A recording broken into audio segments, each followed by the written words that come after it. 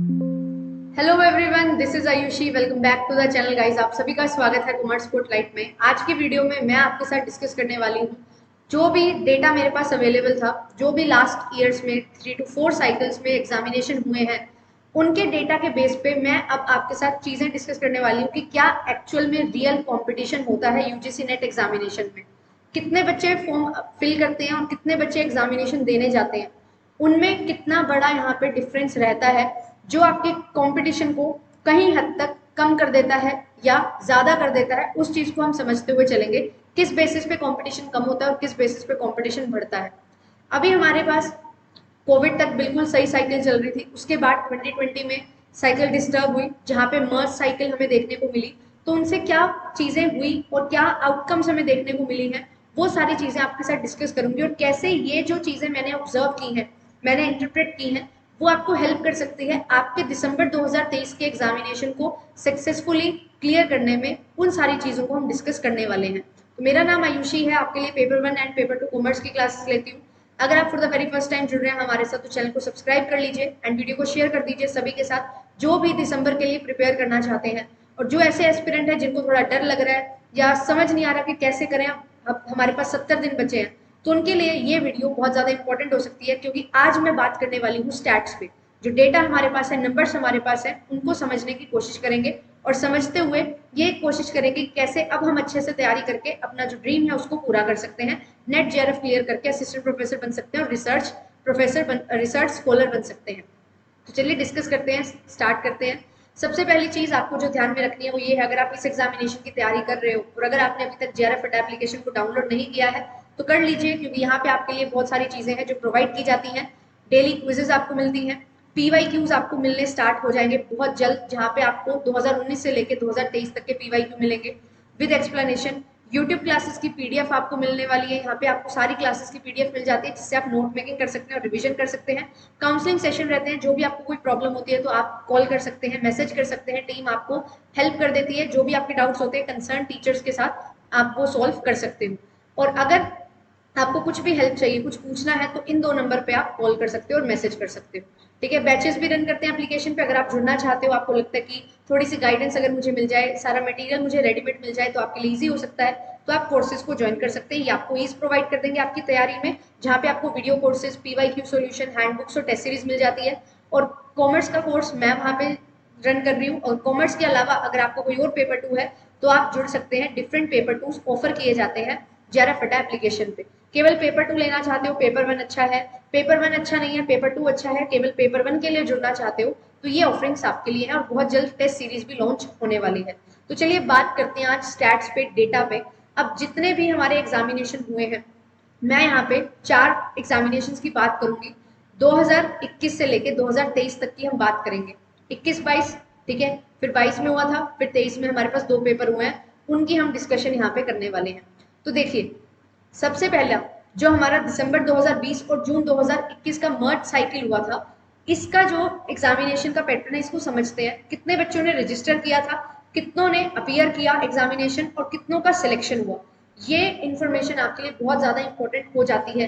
क्योंकि जितने बच्चे यहाँ पे अपीयर कर रहे हैं और कितने बच्चे फॉर्म फिल करते हैं और कितने अपीयर करते हैं, इसमें बहुत बड़ा डिफरेंस यहाँ पे हमें देखने को मिलता है। यहाँ पे आप देख पा रहे हो लगभग 50% बच्चे हैं जिन्होंने अपीयर किया एग्जामिनेशन के लिए और जिन्होंने फॉर्म फिल किया था। तो एक्चुअल कंपटीशन आपका क्या है, यहाँ पे 50% बच्चों में ही रह जाता है। और इसमें भी बहुत बच्चे ऐसे आपको देखने को मिलेंगे जो बोलते हैं कि हम अभी अपने पीजी में हैं, सोच रहे हैं एक्सपीरियंस ले लें, उसके लिए हम तैयारी कर रहे हैं। तो जो रियल एस्पिरेंट है ना, जो चाहता है मुझे ये एग्जामिनेशन क्रैक करना है, उनको ये सारी चीजें समझनी पड़ेगी। और ये धीरे धीरे जो डिफरेंट डिफरेंट यहाँ पे कैटेगरीज होती हैं, उनको हमें बाइफरकेट करके और अपना रास्ता क्लियर करते हुए चलना। ये चीजें भी मैं आपके साथ शेयर करूंगी। यहाँ पे मैंने अभी आपको ये दिखाया कि कितने बच्चों ने अप्लाई किया था और कितनों ने अपीयर किया है। अब जून का देख लो रिसेंट डेटा, 6,40,000 बच्चों ने रजिस्टर किया था, अप्लाई किया था, और सिर्फ 4,62,000 बच्चे हैं जिन्होंने अपीयर किया एग्जामिनेशन में। अब यहाँ पे आप देख सकते हो, इतने बच्चों ने अप्लाई किया, इतनों ने अपीयर किया, और उसमें से जो सिलेक्शन हुआ है वो 43,720 बच्चों का नेट के लिए और 9,727 बच्चों का सिलेक्शन हुआ है for net and JRF both. फिर इसके बाद अक्टूबर में जो एग्जामिनेशन हुआ था, उसमें दिसंबर 2021 और जून 2022 का मर्ज साइकिल था। यहाँ पे भी 7.5 बच्चों ने लगभग अप्लाई किया था और 5,40,000 बच्चों ने लगभग अपियर किया एग्जामिनेशन के लिए। और यहाँ पे जो रिजल्ट है वो हम यहाँ पे देख पा रहे हैं, 43,246 बच्चे हैं जिनका नेट क्लियर हुआ था और 8,955 बच्चे हैं जिनको जेआरएफ मिला था। यहाँ पे आप एक चीज देख पा रहे हो, नेट में जो डिफरेंस है वो काफी कम है, बट जेआरएफ का डिफरेंस थोड़ा ज्यादा है। और यहाँ पे जो अपियर्ड स्टूडेंट है और जिन्होंने अप्लाई किया था उन स्टूडेंट्स में बहुत ज्यादा डिफरेंस है। स्टिल नेट एग्जामिनेशन जिनका क्लियर हुआ है वो लगभग 44,000 है। ऐसा क्यों है? यहाँ पे आप देखो, यहाँ पे क्या किया जा रहा है, जो नेट वाले कैंडिडेट्स थे उनको ज्यादा यहाँ पे दिया गया है सर्टिफिकेशन क्वालिफिकेशन, और जो जेआरएफ है उनको यहाँ पे कम ही सर्टिफिकेशन दिया गया है। कम बच्चे ही जेआरएफ के लिए क्वालिफाई हुए हैं। अब ये जो एग्जामिनेशन है एक एक साल के बाद हुए थे, एक साल के बाद, सवा साल के बाद। तो यहाँ पे आप देख पा रहे हो जो कैंडिडेट्स ने अप्लाई किया था वो बहुत ज्यादा थे 2021 में, बट 2022 में थोड़े से कम हुए यहाँ से। फिर उसके बाद 2023 में जब बहुत जल्दी एग्जामिनेशन हो गया था, 3 से 4 महीनों के बीच में ही एग्जामिनेशन कंडक्ट करवा लिया गया था दिसंबर 2022 के लिए। तो यहाँ पे आप देख रहे हो कितने ज्यादा बच्चे हैं जिन्होंने अप्लाई किया था। ऐसा क्यों था? क्योंकि जो बच्चे यहाँ पे रह गए थे उन्होंने भी अप्लाई किया और जो एलिजिबल हो गए थे उन्होंने भी अप्लाई किया, और काफी ऐसे स्टूडेंट्स थे जिनका ये लास्ट चांस था। तो बहुत ज्यादा यहाँ पे नंबर ऑफ स्टूडेंट्स थे जिन्होंने अप्लाई किया, और अपियर करने की भी परसेंटेज आप देख सकते हो, लगभग 83% बच्चे हैं जिन्होंने अप्लाई करने के बाद अपियर भी किया है। बाकी हम देखते हैं 60 से 70%, 50%, 60% यही अपियरिंग रेट रहता है। और यहाँ पे सबसे ज्यादा अब तक की हिस्ट्री में जितने जो स्टूडेंट्स क्वालिफाई होते हैं नेट के लिए वो हुए थे दिसंबर 2023 में। यहाँ पे जो कट ऑफ है वो भी काफी हाई गई थी। ऐसा क्यों हुआ था? क्योंकि जो अपियर्ड कैंडिडेट्स थे वो बहुत ज्यादा थे। इतने सारे बच्चों ने अपियर किया जिसकी वजह से जो 6% रिजल्ट जाता है वो भी ज्यादा स्टूडेंट्स ने क्वालिफाई किया, और जो कट ऑफ गई थी वो भी बहुत ज्यादा हाई गई थी। ठीक है, जेआरएफ भी सबसे ज्यादा यहाँ पे हमें देखने को मिल रहे हैं, 9,000 जेआरएफ हुए थे। बट यहाँ पे एक चीज है, इन्होंने किया क्या? अब जैसे जैसे कंपटीशन बढ़ रहा है ना, जो नेट और जेआरएफ के बीच में फासला है उसको ये इंक्रीज करते जा रहे हैं। ऐसा क्यों किया जा रहा है?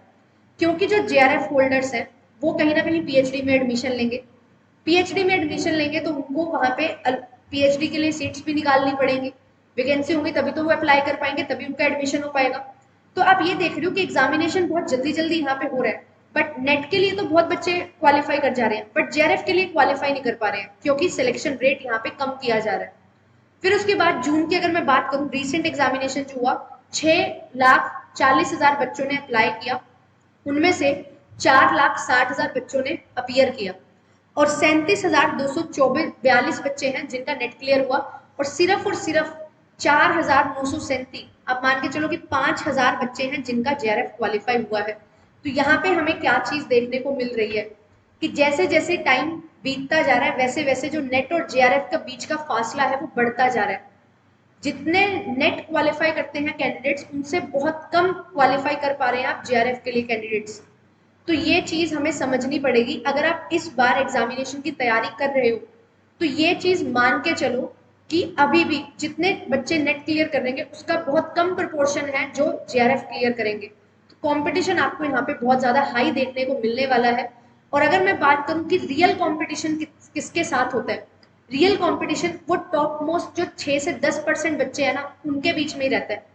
यहाँ पे 4,60,000 बच्चों ने अपियर तो किया, बट इनमें से भी 2 से 3 लाख ऐसे कैंडिडेट्स होते हैं जो सिंसियर नहीं है, जो या तो एक्सपीरियंस लेने के लिए जा रहे हैं या बीकॉम एमकॉम कर ली है, मतलब पोस्ट ग्रेजुएशन कर ली है, तो क्या करते हैं, नेट का पेपर दे देते हैं। तो जो सीरियस कंपटीशन है ना वो हमें समझना पड़ेगा कि जो सीरियस एस्पिरेंट है वो कितने हैं। जितने अपियर करते हैं उनका 20 से 25%, और यही आपका रियल कंपटीशन है। इनमें से ही 6% बच्चे नेट के लिए क्वालिफाई होंगे और उनमें से 1% बच्चे जेआरएफ के लिए क्वालिफाई होंगे। और ये जो टॉप मोस्ट लेयर होती है ना, यहाँ पे कंपटीशन बहुत ज्यादा हाई है, कट थ्रोट कंपटीशन है, एक एक क्वेश्चन से बच्चे रह जाते हैं। तो इस कंपटीशन को आपको बीट करना है। ठीक है, डोंट थिंक अबाउट कि मेरे से जो कम्पीट कर रहे हैं वो 4 लाख बच्चे हैं, 5 लाख बच्चे हैं, नहीं, वो रियल कंपटीशन आपका नहीं है। आपका रियल कंपटीशन ये 20 से 25% बच्चे हैं जो डेडिकेटेडली तैयारी कर रहे हैं यूजीसी नेट एग्जामिनेशन के लिए, और उनका फोकस है कि मुझे इस बार किसी भी हालत में एग्जामिनेशन क्लियर करना है।